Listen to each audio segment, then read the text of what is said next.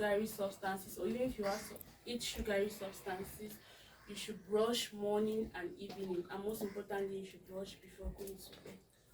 Thank you. And you should observe what you eat. You should have a variation, not have a standard something within your meals. Thank you very much. Thank you.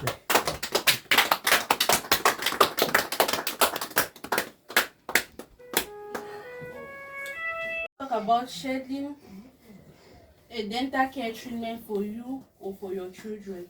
You should visit the dentist at least twice a year. It can be more, it can be less, depending on how fast your mouth accumulates dirt, or how fast you get infection within your mouth. So you should visit the dentist at least twice a year. It can be more and it can be less. What are the consequences of not maintaining a good oral hygiene?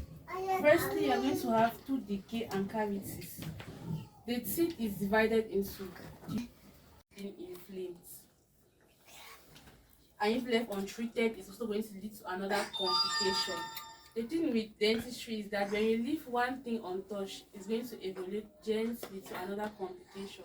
So it's preferable for you to always start with the little things, which is cleaning your mouth. That's why they always advise that once you visit the dentist is going to consult you and tell you how often you should clean your mouth, depending on how the rate at which you accumulated. But normally they say twice, so you should clean your mouth every after 6 months. Because the dirt, when it starts accumulating, your toothbrush can only be removed with a machine at the hospital. So don't say that, but I brush my mouth in the morning and the evening. Why is that this dirt is still there? You can also have tooth sensitivity. 3 layers. The first layer has its hardened structure. First of all, the teeth is the hardest structure in the mouth or within your body. So the first layer has the enamel. When you eat sugar and you don't brush in the night, first of all, it degrades the first structure and give access to bacteria to get through, therefore creating cavities. And when there are already cavities, it's already like a seed. It's already like a hole that is already available for bacteria to or continue degrading the tooth. And when you don't visit the dentist, it continues further to the next layer and the third layer. It's when it's at the third layer that you start feeling pain, because that's where the nerve of the tooth is found. You only feel pain when your nerve is touched.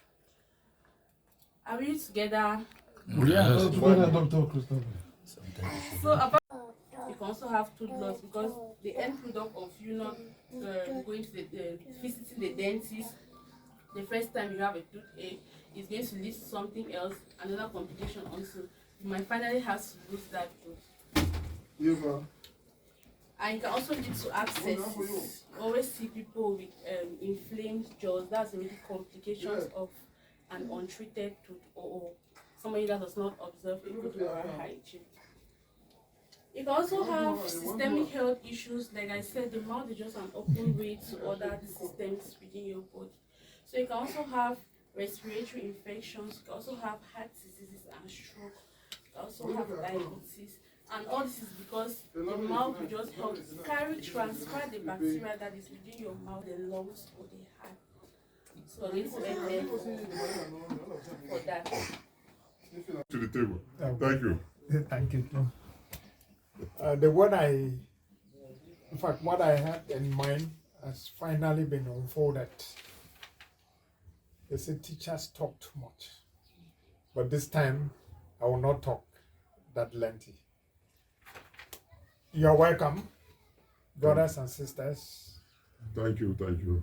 You're really welcome, and feel at ease and enjoy whatever thing we have. Whatever thing Madam has prepared, we enjoy it with a lot of appetite. That is what we have, and we have to share with one another. Thank you. The table now is yours. Thank you. So I want to talk about oral hygiene. So I will be specializing in respect to what I'm doing. So I'm talking about the mouth. So we're going to first of all define what oral hygiene is. We're going to talk about the importance of practicing a good oral hygiene. We're going to talk about the ways of keeping your teeth and the tissues that support it, how to keep it healthy, and we're going to conclude with the consequences of not maintaining a good oral hygiene. So to start, we're going to define the practice of keeping your teeth free from decay and your other structures in your mouth free from infection. So to keep, in total, in simple terms, oral hygiene is keeping the mouth healthy by doing several things that we're going to see ahead. So what are the importance of practicing a good oral hygiene? Firstly, it's going to prevent tooth decay. We're going to explain in time. Tooth decay is also going to prevent gum diseases. It's going to reduce the risks of bad breath, which is also known as halitosis. It's going to support your overall health because you know that the mouth is just a channel to other systems in the body. The mouth is not just on its own. It's linked to your lungs, it's linked to your heart and other systems of the body. And then we're going to move on to ways of keeping the teeth and the supporting tissue healthy, and that's what we're going to be emphasizing as well. The first way the first method of keeping your teeth. Just a repetition of what happened last year. Last year we were here almost at this very time of the year.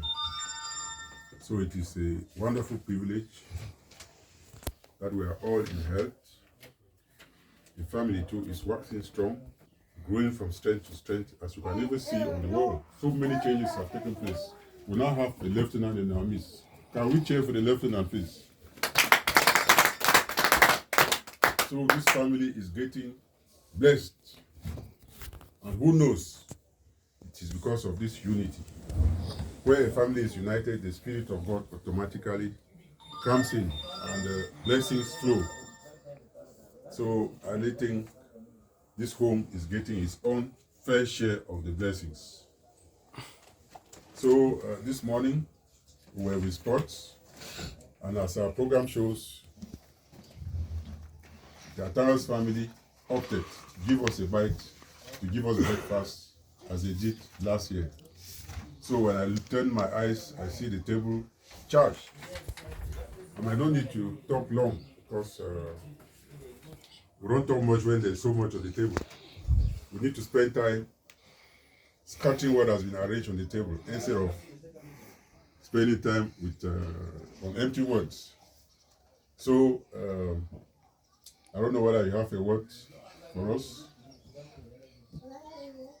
If you have a word, you have the floor. But know that we are already on. Rinse your mouth after meals. You're also trying to keep the milieu of your mouth neutral. That's the essence in everything that will be said, is to keep the milieu of your mouth at the neutral state. So when you eat, it's good to rinse your mouth. When you rinse your mouth, particles are being thrown off. So bacteria does not have a source to live on. You put it in quotes. So you rinse your mouth after eating. You should brush your teeth at least twice a day. Twice a day is in the morning and in the evening. In the morning after eating, normally if you brush in the night, if you don't brush in the night, you have to brush before eating. So in the morning after eating and in the night before going to bed.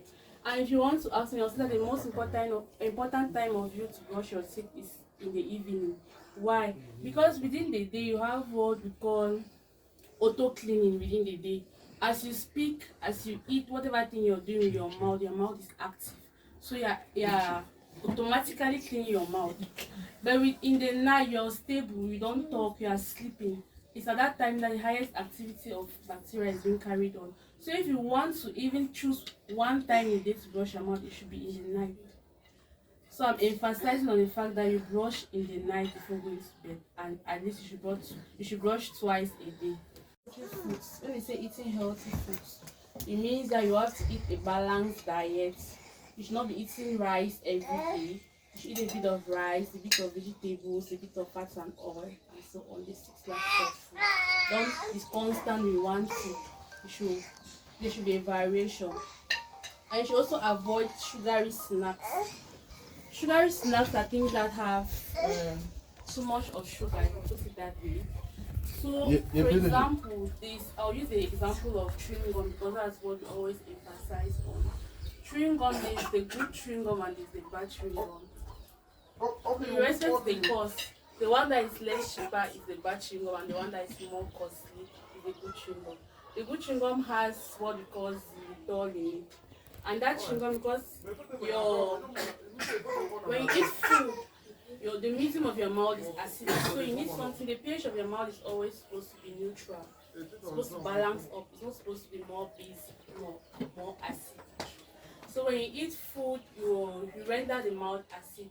So to neutralize that, you have to eat something that is going to neutralize the acidity of the mouth. So in doing that, you can eat good chewing gum. That's why when you go to the hospital, they even tell you that they advise you to eat chewing gum. But you should buy the one that has xylitol, precise. You don't have to buy chewing gum. So that's one of the aspects that we're going to be emphasizing on eating healthy foods and avoiding sugary snacks. Even if you have to eat sugar, always remember to brush your mouth. You should not go to bed without brushing your mouth because bacteria in your mouth feed on sugar. So when you go to bed without brushing your mouth, you are giving a favorable environment for the bacteria to feed on. For those that smoke, you should avoid tobacco products because those that smoke are at higher risk of developing problems in their mouth because of the substance found in tobacco, which is nicotine. Mouth with water after meal. In the market, because there's a variety and it looks like most of them are. You who is in that field, what do you prescribe as toothpaste? Kind of toothpaste to use? Thank you for the question. Normally, they always consider a good toothpaste as toothpaste that its fluoride content. That's fluoride, because that's one of the main constituents of toothpaste. Its fluoride content within 1,000 and 1,500 ppm parts per million. But now, since we have so much fake outside, we just advise that you get your toothpaste from the pharmacy. So it can still be Colgate, but you should get it from the pharmacy. Because when you start going into different specificities, it's when you have problems. So you should not use a toothpaste that is supposed to be for something when you don't have any issue, and then when you have the issue, for example, sensitivity, when you use it's not going to work. Okay. Yeah. So the advice is to get your toothpaste from the pharmacy. Toothpaste that contains fluoride. Fluoride. Because there's no fluoride. Okay. Then you are prescribing. No, visit the dentist. Visit the dentist twice a year. I think that's sounding new to us because maybe since my existence.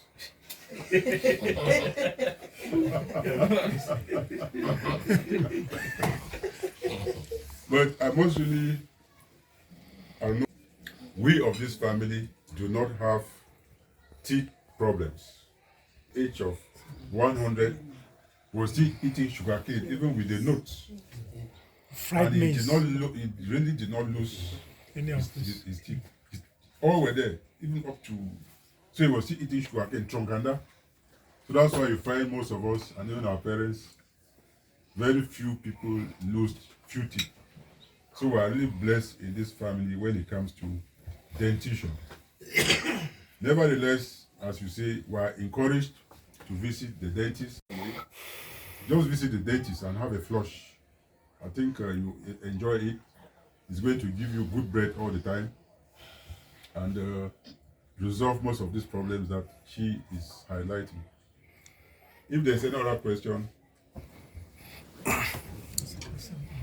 yes, Fombon. Yeah, Doctor, good. Thank you very much for your presentation.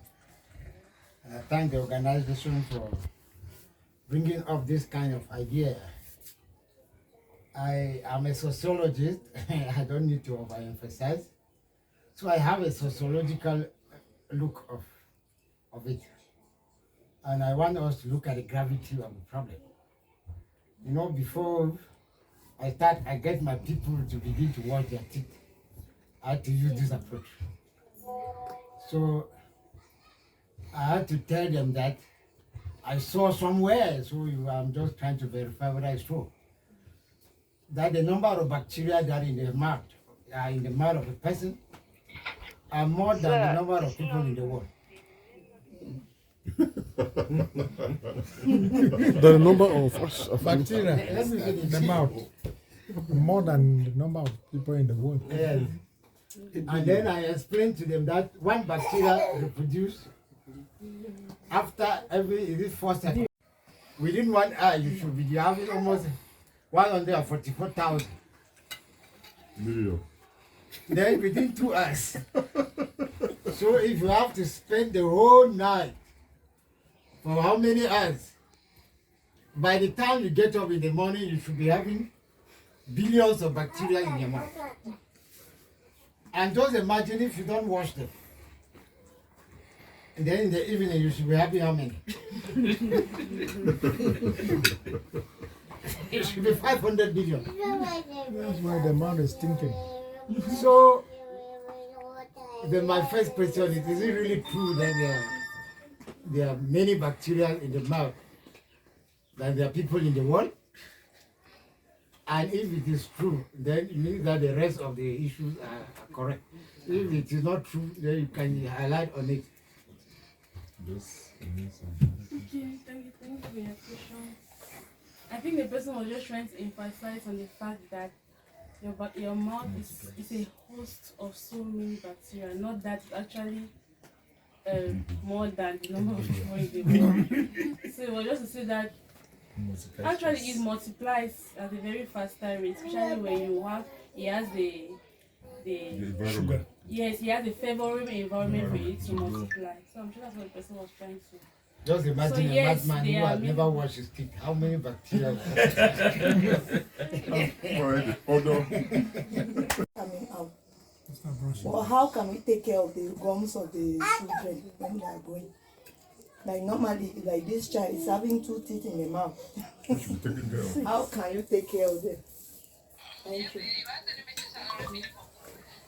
Thank you very much for your question.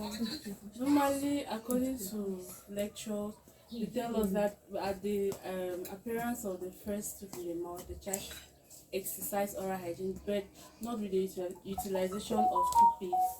The child should only start using, and there are different quantities of toothpaste that the child has to use as the child is aging. When the child is a year old, they say the child should use the quantity of a granite seed. Meaning that when putting the toothpaste, it should be that quantity. Yes, highest should be that size. And then at 3 years now, you start using toothpaste that has maybe lesser than 1,000. There are different toothpaste in the market with different prescriptions. So less than 1,000. From 3 years, you use 1,500, and then when you're older, they say 2,500 toothpaste. I don't know if I've answered your question. So To be candid, some of the substances that our parents took and we counter bacteria are cola nut.